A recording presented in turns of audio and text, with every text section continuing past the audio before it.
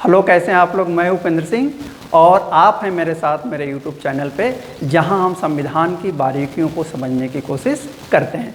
पिछला जो वीडियो था उसमें हमने भारतीय संविधान की कुछ आधारभूत विशेषताओं को जानने और समझने की कोशिश की, और उस प्रक्रिया में जहां ढेर सारी बातें हुई, दो स्पेशल पॉइंट आए होंगे, आपको ध्यान होगा। तो पहली चीज़ तो ये कि हमने जो संविधान बनाया 26 नवंबर 1949 को, और जिसे हमने 26 जनवरी 1950 को लागू किया, वह दुनिया का सबसे बड़ा संविधान था, द बल्किएस्ट कॉन्स्टिट्यूशन। और ऐसा क्यों हुआ?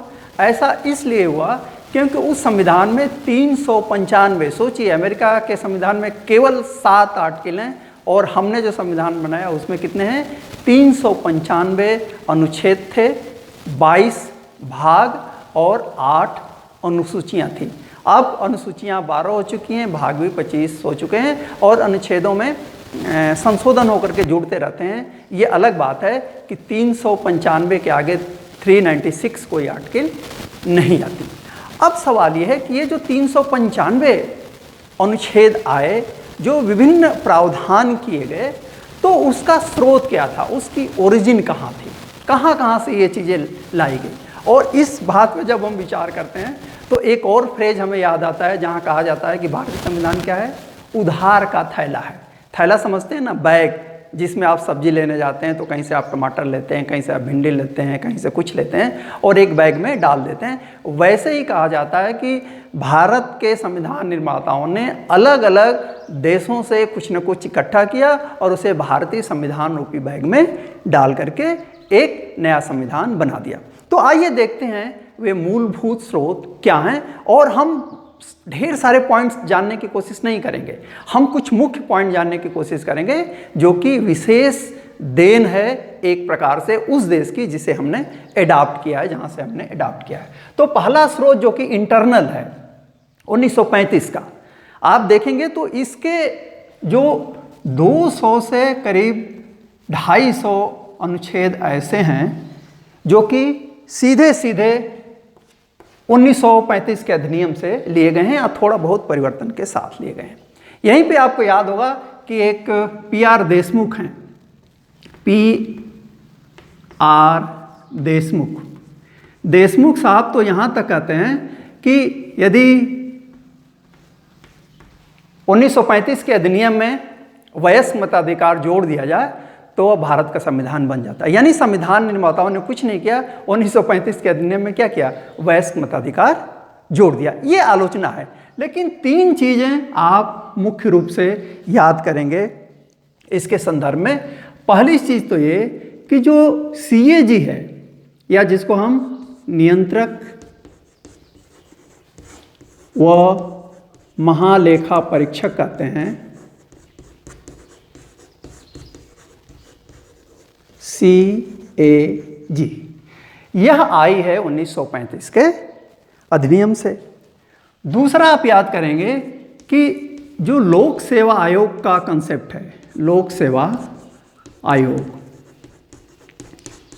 और इसमें केंद्रीय जो UPSC जिसको कहते हैं, या आपके स्टेट में जहां भी होंगे, जैसे आप राजस्थान है तो वहां RPSC है।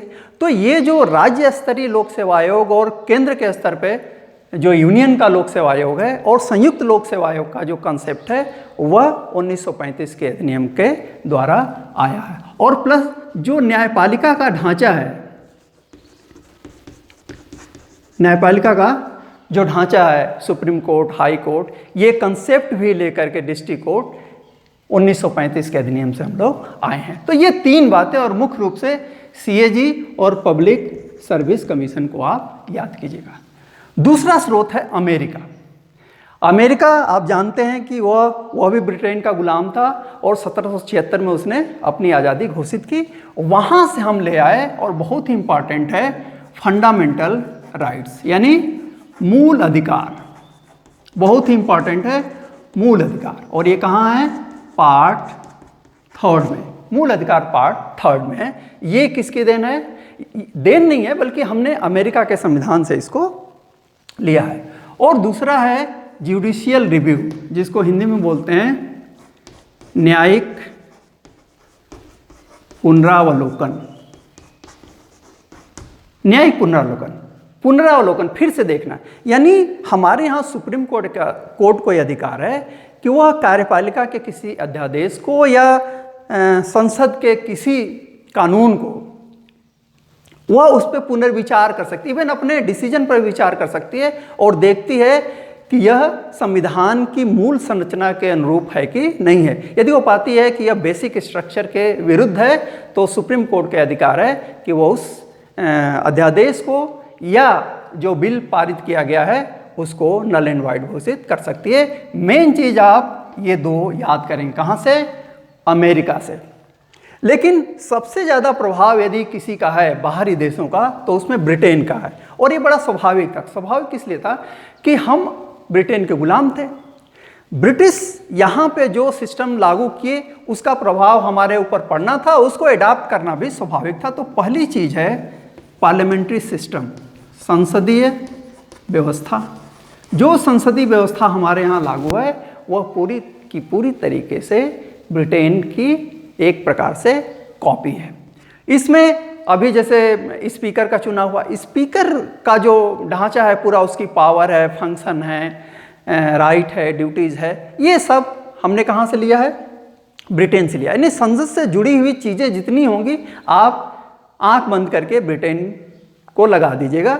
वैसे ही जो विशेषाधिकार हैं हमारे संसद को, सांसदों को, वह भी वहीं से लिया गया है। लेकिन एक मूल बहुत बड़ी चीज़ है पूरी दुनिया को, रूल ऑफ लॉ, जिसको हम आर्टिकल 14 में देखते हैं, कानून के समक्ष समानता और कानून का समान संरक्षण। ये रूल ऑफ लॉ, जिसको हिंदी में कहते हैं विधि का शासन, ये किसकी देन है? कहाँ से लिया गया है? ब्रिटेन से लिया गया है। इसी तरीके से जो सिंगल सिटीजनशिप है, यानी एकल नागरिकता है, वह भी ली गई है कहाँ से? ब्रिटेन से ही ली गई है। और जो एकीकृत न्यायपालिका है, यहाँ district court, high court, supreme court सब एक दूसरे से जुड़े हुए हैं। तो ये एकीकृत न्यायपालिका, एकल नागरिकता, रूल ऑफ लॉ और संसदीय व्यवस्था, यह देन है किसकी? ब्रिटेन की। कनाडा जो कि अमेरिका के बगल में है, वहाँ से हमारा जो संघीय ढांचा है, फेडरल सिस्टम, संघीय व्यवस्था, यह प्रभावित अमेरिका से उतनी नहीं है जितनी कि कनाडा से है। और क्यों? क्योंकि वहाँ पे भी क्या है? केंद्र शक्तिशाली है, यानी एक स्ट्रांग सेंटर की बात है। और स्ट्रांग कैसे बनाया गया है कि जो अवशेष शक्तियाँ हैं, रेसिड्यूरी पावर, अवशेष शक्तियाँ, यह किसे दी गई है? यह दी गई है केंद्र को दी गई है, कनाडा में भी और भारत में भी। और रेसिड्यूरी पावर क्या होती है? अवशेष शक्तियाँ क्या होती हैं? आप जानते हैं कि हमारे पास 3 सूची हैं, एक केंद्र की, एक राज्य की, प्रांतों की, और एक समवर्ती। तो इनमें जिन बातों का जिक्र है, तो हो सकता है ना कि कुछ ऐसे काम हो जो उन तीनों सूचियों में नहीं आए हैं, तो उसको कहते हैं अवशेष शक्तियाँ, जिनका जिक्र नहीं हुआ है। तो यदि ऐसा कोई मसला आया जो किसी सूची में नहीं है तो किसको जाएगा? सेंटर को जाएगा, ताकि सेंटर मजबूत रहे। अभी जिस सूची की बात कर रहे थे उसमें जो तीसरी सूची है कंकरेंट लिस्ट, या हिंदी में उसको क्या बोलते हैं? समवर्ती सूची। तो समवर्ती सूची यह कहाँ से आई है? यह आई है ऑस्ट्रेलिया से। और समवर्ती सूची क्या होती है? समवर्ती सूची वह सूची होती है, वे उसमें विषय होते हैं जिस पे सेंटर भी कानून बना सकता है और स्टेट भी बना सकता है। लेकिन ध्यान रखिए, यदि एक ही विषय पर सेंटर ने भी कानून बनाया है और स्टेट ने भी बनाया और दोनों में क्लैश होता है, तो सेंटर यानी कि संसद के कानून को ही अंतिम रूप से स्वीकार किया जाएगा। क्लैश की स्थिति में स्टेट असेंबली ने जो कानून पारित किया है उसको नहीं मानेंगे। और एक और विशेष चीज़ है संयुक्त अधिवेशन, यह है 108 में। संयुक्त अधिवेशन कब होता है? जब लोकसभा और राज्यसभा के बीच किसी प्रकार का किसी बिल को लेकर के गतिरोध उत्पन्न हो जाता है, उस समय एक व्यवस्था की जाती है कि उस बिल को पारित कराने के लिए दोनों सदनों का, यानी लोकसभा और राज्यसभा का एक संयुक्त अधिवेशन बुलाते हैं, जिसको प्रेसाइड लोकसभा का अध्यक्ष करता है। लेकिन आपको जानना है कि यह जो 108 की व्यवस्था है संयुक्त अधिवेशन की, यह कहाँ से ली गई है? यह ली गई है ऑस्ट्रेलिया के संविधान से। कुछ और देश हैं जहाँ से कुछ चीज़ें ली गई है। आइए देखते हैं वे देश कौन है, और उनमें पहला नाम हम ले सकते हैं जापान। जापान से जो चीज़ हमने लिया है उसको हम कहते हैं एक शब्दावली में कि कानून की स्थापित प्रक्रिया या कानून द्वारा स्थापित प्रक्रिया। एक इसको बेहतर तरीके से हम तब समझेंगे जब हम जानेंगे कि कानून की उचित प्रक्रिया और कानून की स्थापित प्रक्रिया में अंतर क्या हो। जैसे अमेरिका में ड्यू प्रोसेस ऑफ लॉ है, कानून की उचित प्रक्रिया, यानी वहाँ की जो सुप्रीम कोर्ट है वह सिर्फ ये नहीं देखती कि उस प्रोसीजर को फॉलो किया गया है कि नहीं किया गया है, वह ये भी देखती है कि क्या यह कानून बनने लायक है। एक तो यह है कि आपके पावर में है, संसद के पावर में है कि आप कानून बना दें। दूसरी चीज़ ये है कि यह देखना है कि वह कानून बनाना उचित है कि नहीं है। तो हमने अमेरिकन शब्दावली को नहीं, जापान की शब्दावली को लिया है कि the process establish by law. तो ये कहाँ से है? जापान से है। जर्मनी से हमने जो लिया है वह यह कि जो आपातकाल जब लगता है तो हमारे जो मूल अधिकार हैं वे क्या हो जाते हैं? स्थगित हो जाते हैं, यानी उनके लिए आप कोर्ट में नहीं जा सकते। तो ये जो प्रावधान है कि इमरजेंसी लगने पे नागरिकों के फंडामेंटल राइट्स सस्पेंड हो जाएंगे, ये चीज़ कहाँ से ली गई है? जर्मनी से ली गई। याद करने का तरीका क्या है भाई? अधिकार कब खत्म होते हैं? जब डिक्टेटरशिप होती है। और हिटलर कहाँ का था? जर्मनी का था। तो जर्मनी के संविधान से हमने लिया आपातकाल में मूल अधिकारों का स्थगन। फिर फ्रांस बड़ा इंपॉर्टेंट है। फ्रांस को आप देखेंगे इसका असर प्रस्तावना पर। प्रस्तावना में जो शब्दावली है, स्वतंत्रता यानी लिबर्टी, समानता इक्वलिटी, बंधुत्व फ्रेटर्निटी, और एक और गणतंत्र फ्रेंच रिपब्लिक, वैसे ही इंडियन रिपब्लिक। तो ये चीज़ कहाँ से आई है? यह चीज़ आई है फ्रांस से। दक्षिण अफ्रीका से हमने क्या लिया है? हमने ये लिया है कि संविधान में जो संशोधन है वह किस तरीके से होंगे। तो संवैधानिक संशोधन, अमेंडमेंट का जो प्रोसेस है वह हमने कहाँ से लिया है?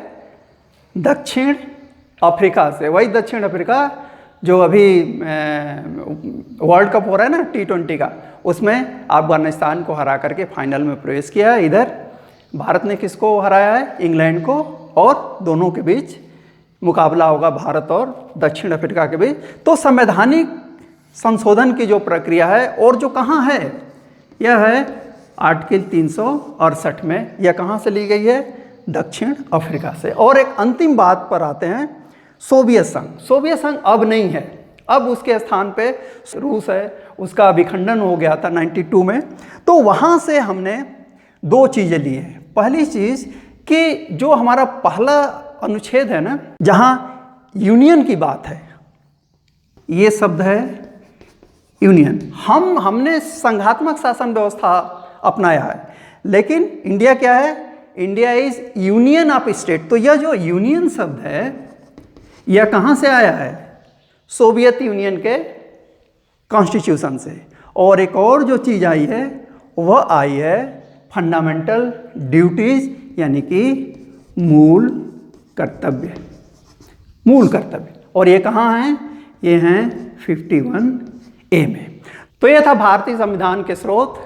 पढ़ते रहिए, देखते रहिए, और अच्छा लगे तो मेरे चैनल को सब्सक्राइब कीजिए, शेयर कीजिए, ताकि अधिक से अधिक लोग इसका लाभ उठा सकें। Thank you very much.